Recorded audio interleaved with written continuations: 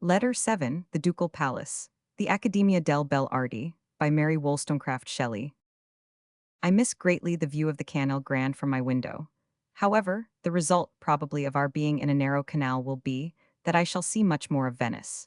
For were we among its most noble palaces, it would suffice and amply fill the hours, merely to loiter away the day gazing on the scene before us.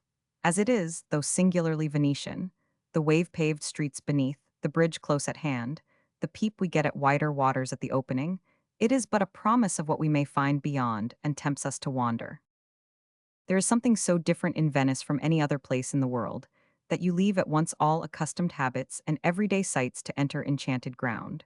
We live in a palace, though an inn, such it is, and other palaces have been robbed of delicately carved moldings and elegant marbles to decorate the staircase and doorways. You know the composition with which they floor the rooms here, resembling marble, and called everywhere in Italy terrazzi veneziani.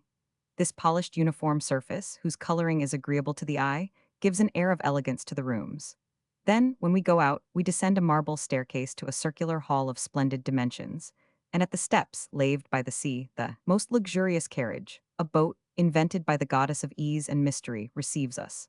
Our gondolier, never mind his worn-out jacket and ragged locks, has the gentleness and courtesy of an attendant spirit, and his very dialect is a shred of romance, or, if you like it better, of classic history, bringing home to us the language and accents they tell us of old Rome.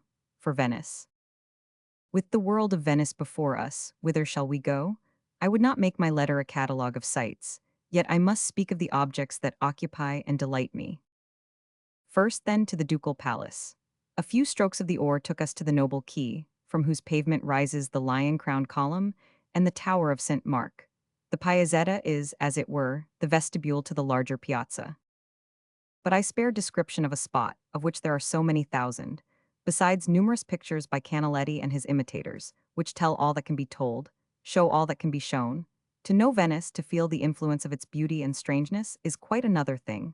Perhaps the vignettes to Mr. Rogers's Italy, by Turner, better than any other description or representation, can impart this.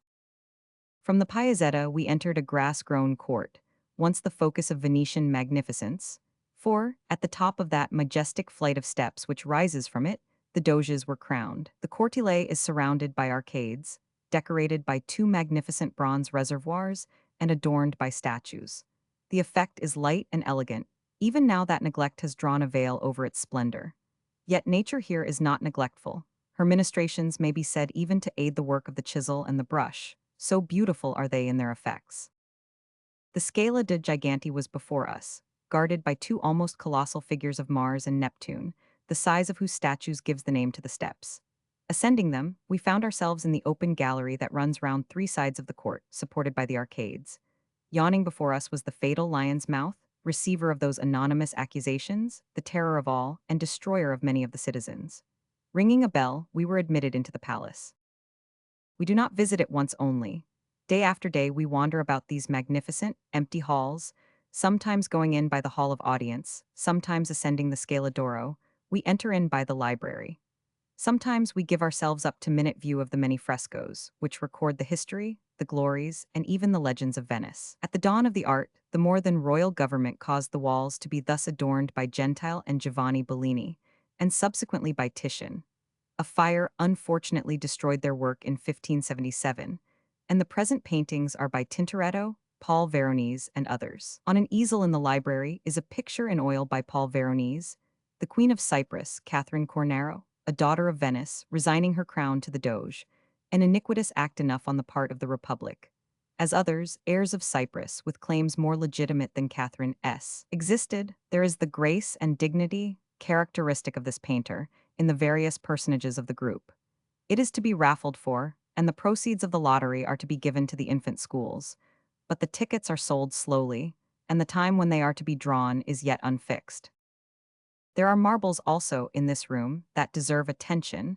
Some among them are relics of antiquity, for the rape of Ganymede is attributed to Phidias and worthy of him. Sometimes we wander about, content only with the recollections called up by the spot, and we step out on the balconies which now command a view of the Piazzetta, now of the inner courts, with a liberty and leisure quite delightful. And then again we pass on, from the more public rooms to the chambers, sacred to a tyranny the most awful, the most silent of which there is record in the world. The mystery and terror that once reigned seems still to linger on the walls. The chamber of the Council of Ten, paved with black and white marble, is peculiarly impressive in its aspect and decorations. Near at hand was the chamber of torture, and a door led to a dark staircase and the state dungeons. The man who showed us the prisons was a character. He wanted at once to prove that they were not so cruel as they were represented, and yet he was proud of the somber region over whose now stingless horrors he reigned. A narrow corridor, with small double-grated windows that barely admit light, but which the sound of the plashing waters beneath penetrates, encloses a series of dungeons, whose only respiratories come from this corridor, and in which the glimmering dubious day dies away in darkness visible. Here the prisoners were confined who had still to be examined by the council. A door leads to the Pont de Salisbury, now walled up, for the prisons on the other side are in full use for criminals. Years ago I had traversed the narrow arch, through the open work of whose stone covering the prisoners caught one last hasty glimpse of the wide lagunes, crowded with busy life.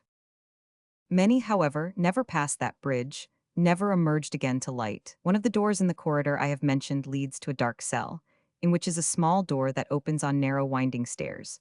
Below is the lagune. Here the prisoners were embarked on board the gondola, which took them to the Canal Orfano, the drowning place, where, summer or winter, it was forbidden to the fishermen, on pain of death, to cast their nets. Our guide, whom one might easily have mistaken for a jailer, so did he enter into the spirit of the place, and take pleasure in pointing out the various power it once possessed of inspiring despair.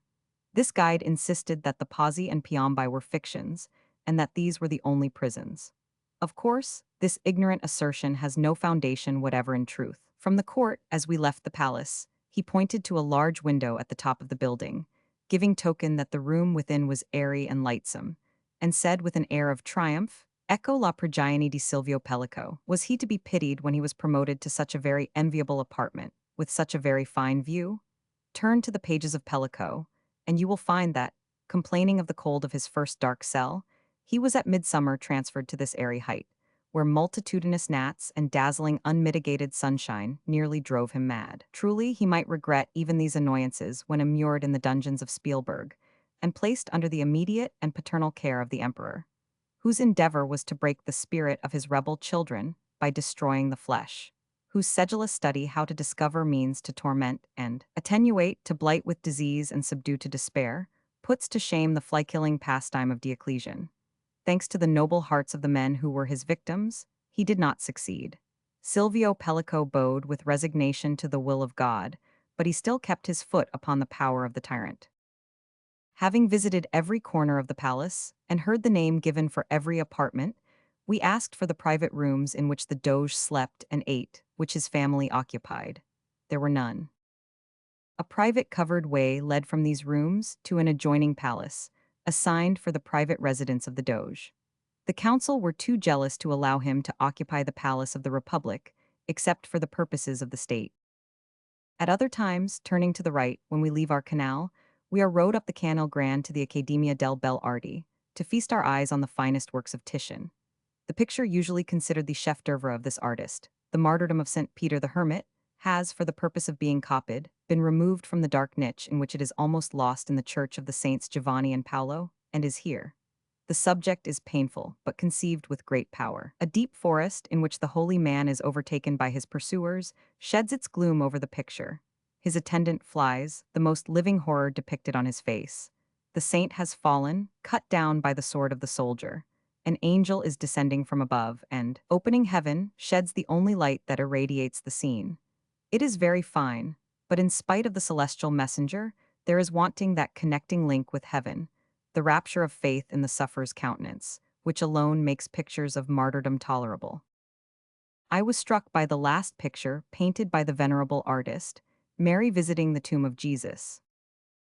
I was told that I ought not to admire it, yet I could not help doing so. There was something impressive in the mingled awe and terror in Mary's face when she found the body of Jesus gone.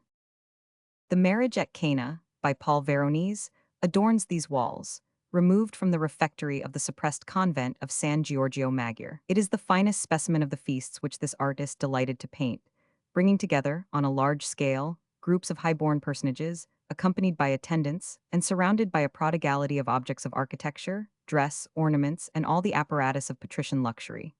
It is filled, Lanzi tells us, with portraits of princes and illustrious men then living.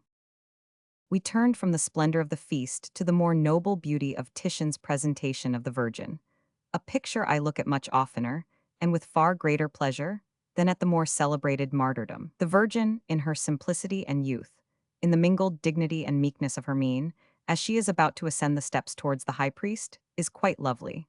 The group of women looking at her are inimitably graceful. There is an old woman sitting at the foot of the steps, marvelous from the vivacity and truth of her look and attitude. In another large apartment is the Assumption of Titian. The upper part is indeed glorious.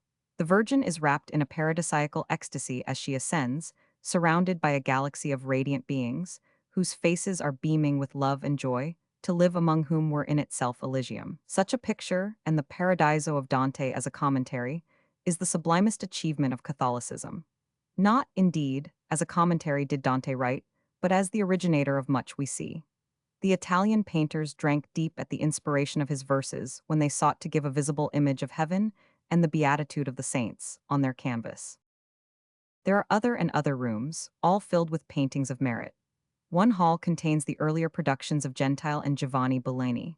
The genius and the elevated piety of these painters give expression to the countenances, but the dry coloring, the want of foreshortening, the absence of grace everywhere except in the faces, which are often touchingly beautiful, all exhibit the infancy of the art.